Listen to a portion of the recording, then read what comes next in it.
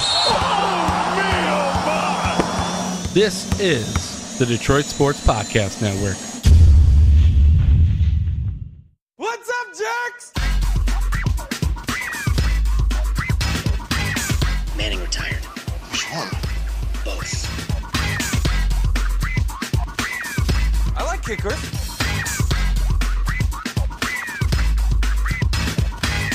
Put him on the board. Hauschel Mazzoli. Got it. Championship.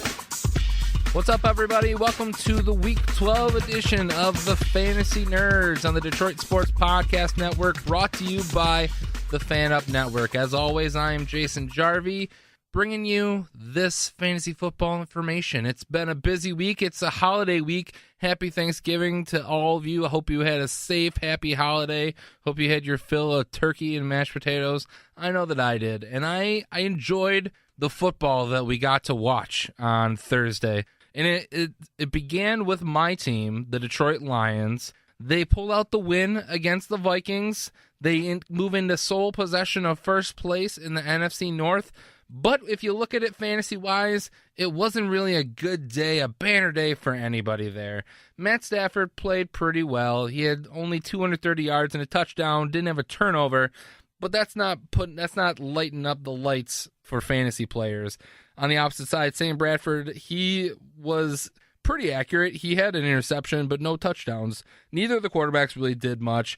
Nobody really did anything on the run game.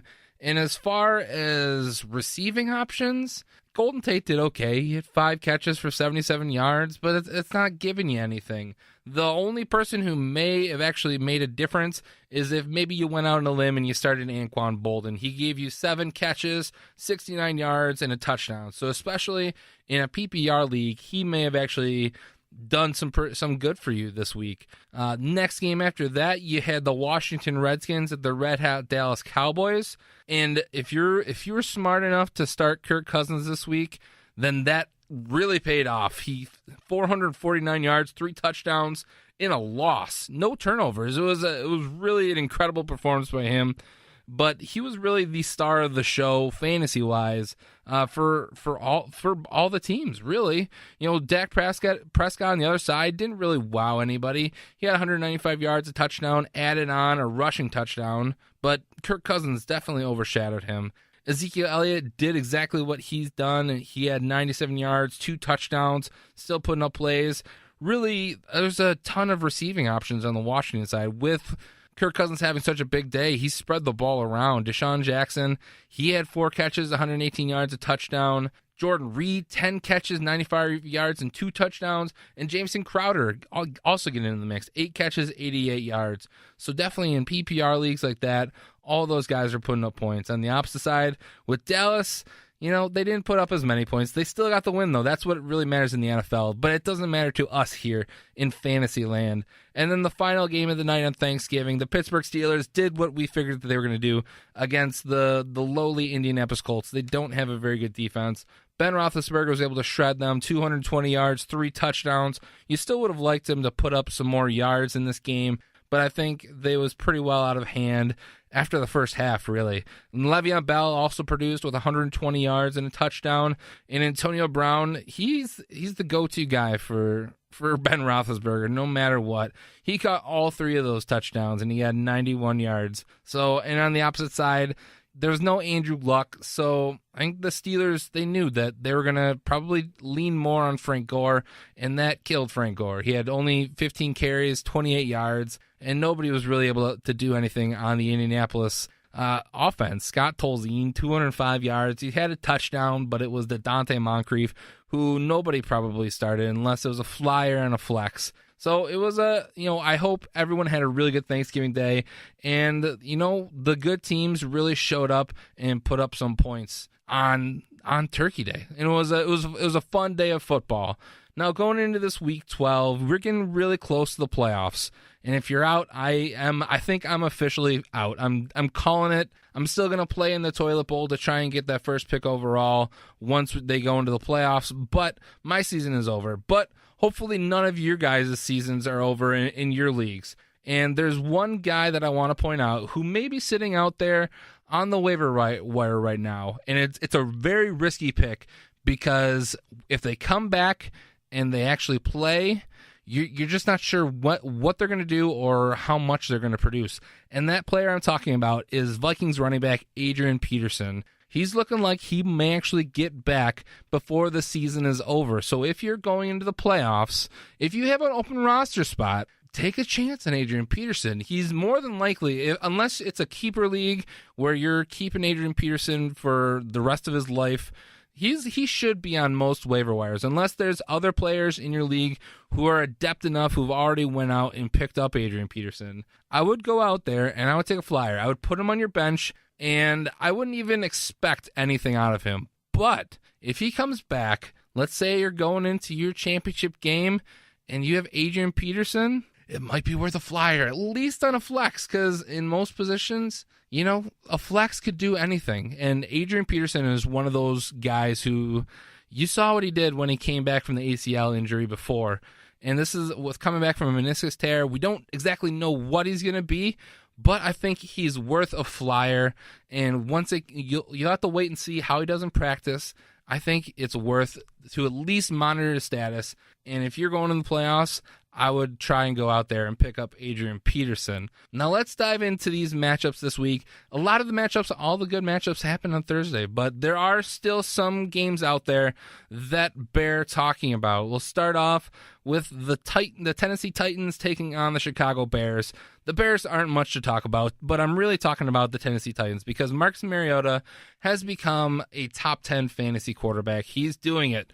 And going up against a bad team in the Chicago Bears, he's a good start this week. I think DeMarco Murray, the running back, he's also a good start this week. And the wide receiver who's really stepped it up in the past couple weeks, Rashard Matthews, he's the only wide receiver that I really feel comfortable starting on the Titans. Tajay Sharp is maybe a flyer at flex, but Rashard Matthews has been the guy who's getting the majority of the targets, and he's been putting up the numbers in weeks past. So Rashard Matthews, I think he's a solid flex play this week. And then Delanie Walker is always, he's more than likely Marcus Mariota's number one target. On the opposite side with the Chicago Bears, none of those players, I don't feel good about this Bears team anymore. Jay Cutler is likely out, even with Jay Cutler. Jay Cutler sucks. But now Matt Barkley is going to be the starting quarterback. No Alshon Jeffrey for the next couple weeks because he's suspended for the substance abuse. So I don't like any of these Bears. The only ones that I might touch are Jordan Howard and Jeremy Langford, the running backs. And it would go in that order, Howard and then Langford. But with teams knowing that they're going to have a tough time passing the ball, they're going to load up, they're going to stop the run, and they're going to say, hey, make Matt Barkley beat us, which more than likely he's not going to be able to do that. So I don't really like the Bears. If I have to go anyone, I'd likely play Jordan Howard. Next matchup I got for you, I have the Arizona Cardinals taking on the Atlanta Falcons. The Cardinals have been pretty confusing this year. From last year, they were a powerhouse team on offense, and this year it's just kind of stalled out, with exception made for David Johnson. Carson Palmer, I don't really like him in this game going up against the Falcons, who, they're playing to try and make it to the playoffs. So I'm not a huge fan of Carson Palmer this week. David Johnson, though, he's another story. He's a must-start every single week, and regardless of who he's playing, I mean, he can go up against the best defense, and you're still going to start David Johnson because he's that good. And with Carson Palmer not doing good, it translates with the wide receivers. So the only guy who I'd really kind of trust still starting this week would be Larry Fitzgerald. Everybody else, the Michael Floyds, the John Browns, the J.J. Nelsons, I don't trust them starting this week, especially if you're fighting for a playoff spot in fantasy football. On the opposite side with the Atlanta Falcons, Matt Ryan finally, I've been saying it all year that you ride Matt Ryan until he finally gets off the wagon. And the last game against the Eagles, he didn't have a very good game. They went into their bye week. Now I think you still have to ride Matt Ryan unless you're in a better situation where you have another really good quarterback on your team. Matt Ryan is the best fantasy quarterback in football this year. So I think you start him, even though he's going up against the Cardinals. The Cardinals have been giving up points recently. So I still like Matt Ryan. I think he's at least a top 10 fantasy quarterback. Devontae Freeman, still, he's an almost must start.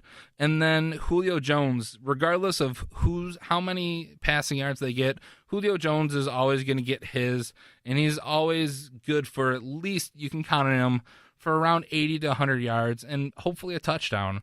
Next matchup I got for you, I got the New York Giants traveling to Cleveland to take on the Browns. Now, why am I bringing up this game?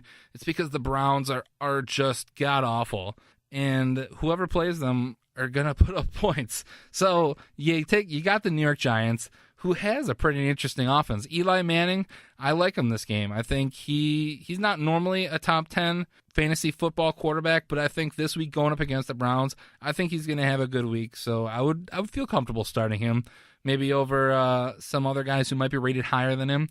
And then another guy who's kind of come back out of the woodworks is Rashad Jennings. He was injured for the beginning of the season, but he's really kind of picked it up in the weeks past. So I think Rashad Jennings is at least a running back too. And if he has another good outing against the Browns, he's going to be, pushing to be a running back one in a lot of teams. Odell Beckham Jr. is always a must start. And then the other rookie wide receiver, Sterling Shepard, I think this week, I think he's a sleeper flex because Manning is going to be able to put up some points, but I don't think he's going to spread the ball around. So I think Odell Beckham's going to get his, and then I think Sterling Shepard will probably also, he'll be in the shadow of OBJ, but he's still going to get you some points. I think he's a flex player who you put in there, and maybe he gets you, 80 yards and a touchdown. And on the Browns, I don't even know who their quarterback is. It goes back and forth. The only player even worth playing on the Browns at this point is Terrell Pryor, and that's at best a flex position because you're hoping that he just makes a play. He's the most talented offensive player on that team, so you're hoping that Terrell Pryor can do something against the Giants, maybe that's unexpected. So I don't like starting Pryor, but I definitely understand if you put him in your flex just because he has that innate ability of, getting, an 80-yard touchdown maybe. Next matchup I got for you, I got the Seattle Seahawks taking on the Tampa Bay Buccaneers. The Seahawks, one of the hottest teams in the league right now. Russell Wilson seems to be getting it going, but one big thing, though, is now they've lost the running back that they thought that they had the running back of the future in CJ Prosise, and they went ahead and they dropped the other running back, the starting running back for the majority year in Christian Michael, and then CJ Prosise goes out and has an injury, and he's likely going to be out for the rest of the fantasy season. So now they're going to be relying on Thomas Rawls, which, if he can stay healthy, Thomas Rawls is a pretty decent option. I think they're still trying to ease him in because he's still coming off of his own injury. So I think Thomas Rawls, he kind of fits in as a running back too, and you just got to hope that he can stay healthy. And somebody that you're going to want to keep your eye on is the rookie running back Alex Collins for the Seahawks, because with all these injuries, no more Christian Michael, no CJ Prosise, Thomas Rawls is a big hit away from going down again. Alex Collins could be the starting running back for this Seahawks team in the near future. So if you have an open roster spot, Alex Collins is a possibility for you to go pick up and stash, and he could be a key player down the line. At wide receiver for the Seahawks, Doug Baldwin, he's really the main guy. Jermaine Kearse, he'll give you sometimes. Tyler Lockett will get involved, but the only guy who really puts up consistent fantasy points is Doug Baldwin. And then at tight end, Jimmy Graham, he's gotten more consistent as the year's gone on, so I would still start Jimmy Graham. On the opposite side with the Tampa Bay Buccaneers, Jameis Winston, this is going to be a tough game for them. Going up against the Seahawks, both of these teams really need to win because they're still, the Seahawks are in the lead in their division, but it's going to come down to the wire, and the Bucs need to win if they want to make a run to try and get into the playoff chase as well. So Jameis Winston is going to be on his game, but he's going up against a really good defense. I think he's right outside of the top 10 this week. I think he could put up some big yards, and he might get some touchdowns, but I think he's going to couple that, though, with some interceptions that's going to hurt people in fantasy. Doug Martin, he's probably going to have a tough matchup going up against this Seahawks defense. So you probably have to start him in if you got him on your team. But if you have better options, I wouldn't start Doug Martin this week. And then Mike Evans he's the main receiver there in Tampa Bay. So you kind of have to start him. He has had a pretty solid year this year. So you just hope and trust that he can do something and get you some points this week. Next matchup I got for you, I got the Carolina Panthers taking on the Oakland Raiders. These teams have pretty much flip-flopped from last year. The Raiders were bad last year. The Panthers were good, and it's the exact opposite now. The Panthers can't seem to get it going, and the Raiders are right at the top in their division in the AFC. It doesn't help that they're in probably the best division in football with the Broncos and the Chiefs all up there in the top with only 2 or 3 losses. So this is a big game if the Panthers want to make any kind of run of it. I'm not sure if they have it in them going up against the Raiders. They're on the road. Cam Newton, I think you still have to start him. I think he's probably towards the bottom of the top 10 in quarterbacks this week. And then Jonathan Stewart, I think he's at least good enough to be a running back too. He's kind of like Frank Gore, where you expect him to not have a good game, but he still does it. And then I'm not sold on any of these receivers anymore, especially if Cam Newton isn't on. He makes those receivers. With Cam Newton being average this year, passing the ball, it really hurts Kelvin Benjamin and Devin Funchess and Ted Ginn. It hurts all those guys. So I don't trust those guys starting. If you have to start Kelvin Benjamin, that would be the one guy I'd consider starting. But if not, I'd make the hard decision and leave him on the bench. But Greg Olsen, the tight end, you pretty much have to start him every week because he's the guy who's going to get you the points every week. On the opposite side with the Oakland Raiders, Derek Carr, he is a top 10 quarterback this week, and he's one of the best in the league this year. You start him going up against the Panthers because that defense just isn't the same as it was last year. Latavius Murray is questionable. I think you're probably going to have to watch him going up to game time to see if he's going to play or not. And if he does, I might stick him in there, but if you have a better option, I would probably go with him over Latavius Murray. And then the wide receiver position is still strong with Amari Cooper and Michael Crabtree. I go in that order: Amari Cooper number 1, Michael Crabtree number 2, but it always has the possibility to flip-flop. You never know what's going to happen with those two. And then next matchup I got for you, I had the New England Patriots versus the New York Jets, which this might be the most interesting matchup for fantasy people because two of the biggest names in fantasy football, Tom Brady and Rob Gronkowski, are both likely to be game time decisions. Now, I would expect Tom Brady he's probably going to start. And if the Patriots can get up big in this game, then you might have a little bit less out of Tom Brady. So in one of the leagues that I'm in, I have Tom Brady and Matt Ryan. And ever since Tom Brady came back, I've started Tom Brady. Now, this might be a week where I may actually go Matt Ryan because I think Matt Ryan has a better chance to play the entire game, where I think Tom Brady and the Patriots can get up big on this Jets team, and they'd probably conserve Tom Brady so they can have him the rest of the way. And after they do get up big, it's going to be LeGarrette Blount time. So he's still a very good option this week. James White, I'm not sure about him this week. It's going to be a tough matchup going up against the Jets defense. I think they're going to get their points and then they're going to get out of there. So I think there's probably only one player on that team who's going to actually put up points. Who's it going to be? Is it going to be James White? Is it Julian Edelman? And with Rob Gronkowski likely out for this game, Martellus Bennett might be his game this week because he's going to get a chance to shine again. Martellus Bennett might get 2 or 3 touchdowns. I don't lightly predict 2-3 touchdowns for players, but it's kind of just the way that this Patriots team works out, that they go heavy to one player. They scheme for one player. They find the weaknesses in the teams, and then they exploit them. So I think it is a little bit risky to play the Patriots because I think they're going to play it safe this week. And then the Jets, I don't like anybody on the New York Jets. Ryan Fitzpatrick he's reverted to his bad playing days.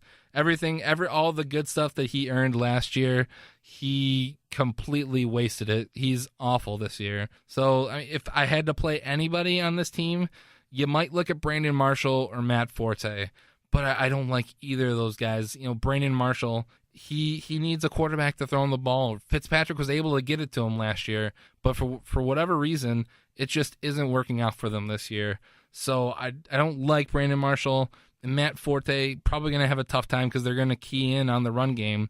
But if you have to start them, I would still start them, and they'll probably give you an average day. They're not going to give you a big day, though, going up against the New England Patriots. The Sunday Night Football matchup is a big matchup in the AFC West. You got the Kansas City Chiefs taking on the Denver Broncos, which, it's a big matchup. I think this is actually going to be a low-scoring game. It's going to be a game that's decided by the defense. Alex Smith, he's a game manager, and I just don't see him putting up huge numbers against a really good Denver defense. And the same goes for the running back Spencer Ware. They're still working in Jamal Charles, and I don't have a good feeling going up against this Broncos team because it's a tight race in that AFC West, and this is probably gonna be one of those games. I wouldn't be surprised if it's like 17-14 or 14-10. This is gonna be a low scoring game because on the opposite side of the Broncos, they don't have a super offense either. Trevor Siemian he's not a starting fantasy quarterback, but he's like a younger Alex Smith. He's a game manager.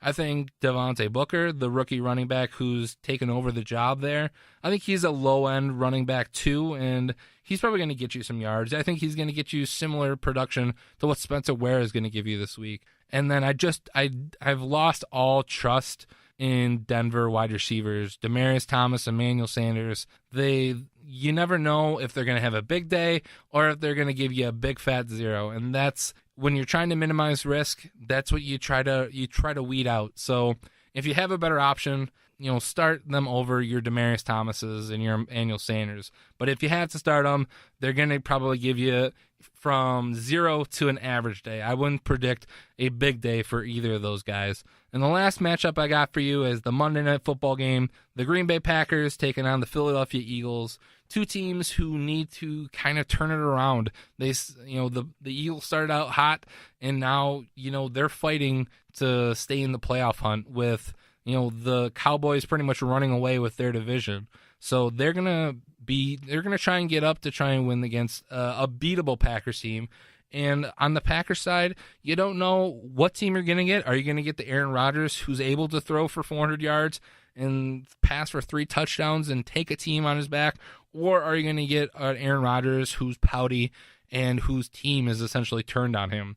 So Aaron Rodgers is a big question mark. I think you still have to start him fantasy-wise, but I don't like Aaron Rodgers. I don't think I would have ever said this before, but I don't like starting Aaron Rodgers. I have to in one league, but I don't feel comfortable. He's still probably going to give you somewhere 200, 250 yards and hopefully 2 touchdowns, and you just hope that maybe he gets a little bit more than that.